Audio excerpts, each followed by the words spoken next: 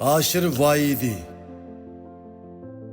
Uyghur xalqining siyosatchi, tashkilotchi va yozuvchi, yo'lboshchi o'g'loni, shundaqla Qozog'iston Jumhuriyatining Olmuta shahridagi 3 cho'ng milliy inqilob peshvosi va siyosiy tashkilot rahbarlaridan biri bo'lgan marhum Haşir Vaidi 1922-yili Qozog'istondagi Olmuta viloyatiga qarashliq Chilek nahiyasida tug'ilgan.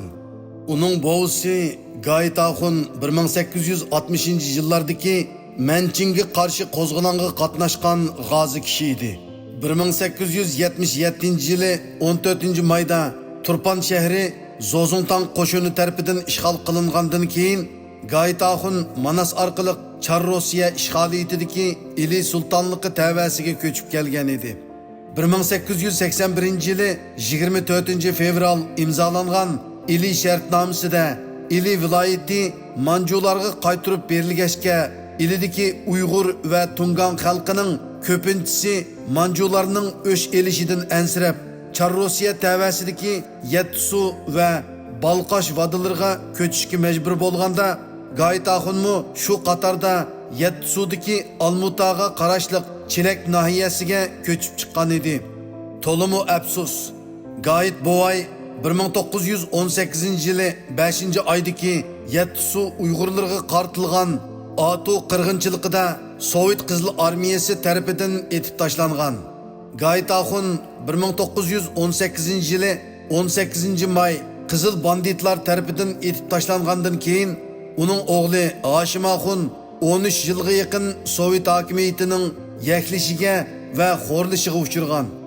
Chunki Hashimaxun ot kasbi bo'lgan jung tijorati bilan shug'ullanib, Chelakdagi bir Uyg'ur boyning qizi Maryamxon bilan to'y qilg'ashqa, boylarni zarbi berish nishoni qilgan bolsheviklarning ziyonkashlik qilish nishoniga aylangan edi. Bu jarayonda uning cho'ng o'g'li Haşir 1922-yili kuzda Olmutaga qarashliq Chilek nahiyasida dunyoga kelgan. 1925-yili yana ularning orzuliq qizi marhum Rizvangul mushu Chilek nahiyasida dunyoga kelgan edi. Sovet hokimiyati 1930-yili Markaziy Osiyodagi bostirish siyosatini hasilab kuchaytgandan keyin Hashimaxun bilan Maryamxon 1932-yili 9 yoshlik o'g'li Haşir Vaidi bilan 7 yoshlik qizi Rizvangulni elib, qo'shni Ilidagi G'ulji shahriga ko'chib kelgan edi. Hashimaxun Ilidagi erkin muhitni ching tutib, 1,5 yil ichida qaytadan egilik tiklagan. Haşir Vaidi G'uljida to'liqsiz o'ttir maktab va Ili Darilfonida o'qigandan keyin 1939-yildan 1941-yilgacha Urumchidagi atalmish Xinjiang Darilfonida o'qigan. Shu yili o'qish bitirgandan keyin G'uljidagi Husayniya maktabida o'qituvchilik qilgan. 1942-yili Jallod Shingsay Stalindan yuz o'rgandan keyin 1934-yildan 1939-yilgacha Toshkentlarda o'qib kelgan va 1942-yilgacha Urumchida o'qigan ziyolilar qatorida Haşir Vaidini tutqun qilib, shu yili bahorda Haşir Vaidini Urumchidagi 2-chi turmaga qamab qo'ygan. Amdili 19 yoshga to'shgan yosh Haşir Vaidi bu turmada 41 yoshlik G'ani Batur bilan bir kamerda yotgan. U G'ani Batur bilan o'tkazgan uzun yillik turma hayotida pishib yetilgan va umidvorligi bilan jangovarligini qilchi yo'qotmagan G'ani Baturdan qo'rqmaslik, tiz bukmaslik, qaysarlik va umidvorlikda ching turishdek xislatlarni o'zlashtirib, o'zining kishilik xarakterida zo'r burilish hosil qilgan. G'ani Batur 1944-yili 5-aprel kuni turmadan qaytishdan bir necha kun burun Haşir Vaidi bilan obdan mungdishib, uni chidamchan va g'ayratlik bo'lishga undab nasihat qilgan. 1944-yili Sharqiy Turkistonning siyosiy vaziyatida yana bir qitim keskin o'zgarish bo'lib, Jallod Shingsay 11-sentabr Xitoyga yo'tkab ketilgan. 10-oyda uning o'rniga mansabga o'ltirgan ashaddiy Xitoy millatchisi Wu Zhongxin mazkur turmadan yangi chiqqan Abdukerimxon Mahsum va boshqa nopozliq kishilarning besimi bilan bir qism Uyg'ur sarxillarini turmadan qo'yib berishga majbur bo'lganda Hoshir Voidiyni qo'yib berib Bo'rtalaga xizmatga avatgan.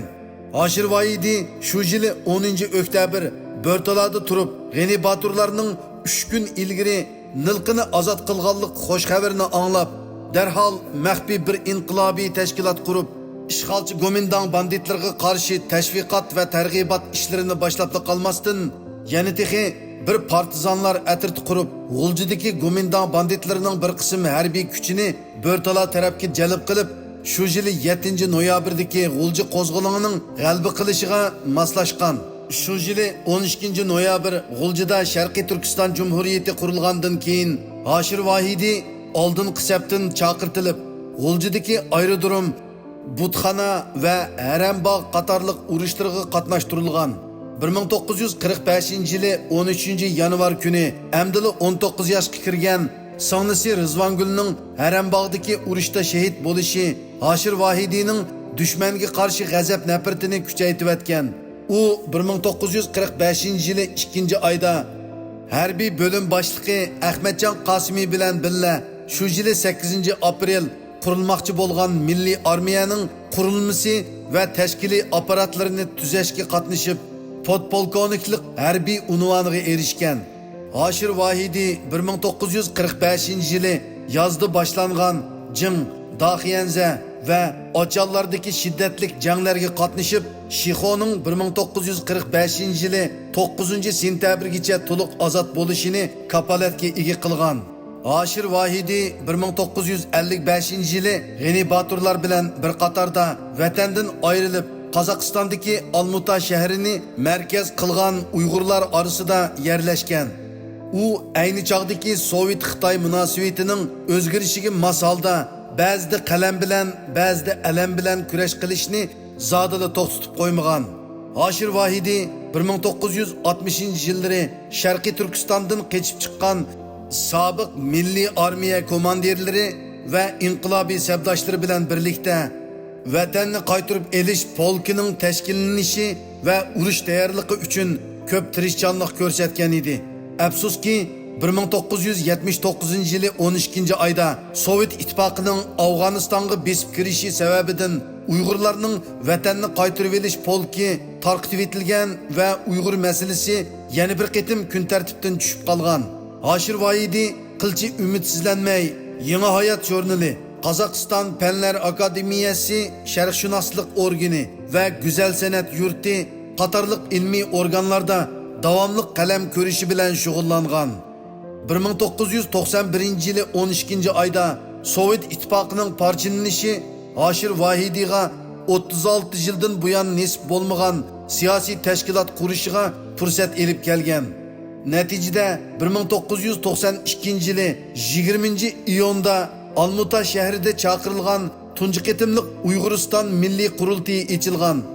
Bu qurultayda 1990-yili Hoshir Voidiyy tarafidan qurilgan Uyg'ur erkinlik tashkiloti rasmiy holda Uyg'uriston ozodlik tashkiloti deb o'zgartirilgan. Bu cho'ng qurultayda Qozog'iston, Qirg'iziston va O'zbekistonlardan kelgan vakillarning ovoz berishi bilan Hoshir Voidiyy mazkur tashkilotning tunji raisi bo'lgan. Hoshir Voidiyy apandi 1991-yili kirishi bilanla Birlashgan Davlatlar Tashkiloti organlariga xat yozib, shu yili 3-oyda Birlashgan Davlatlar Tashkilotining qo'llashiga erishib, u yana 1992-yili 3-aprel kuni Qozog'iston hukumatidan bu tashkilotni qurish uchun ruxsat elish jarayonida ko'p riyozat chekkan edi. Mazkur tashkilot qurilgan hamon qisqa vaqt ichida a'zolari 7000 kishidan eshib ketgan. Shunda qilib, mazkur tashkilot Uyg'urlarning Markaziy Osiyo Jumhuriyatlaridagi tunji siyosiy tashkiloti bo'lib qolgan.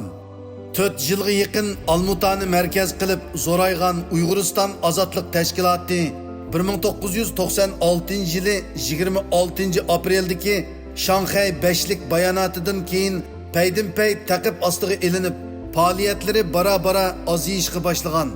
Bo'libmi 1997-yili 5-fevraldagi G'ulji irqiy qirg'inchiligini dunyoviy saviyada kun tartibga keltirganligi uchun Xitoyning cho'ng dushmaniga aylangan.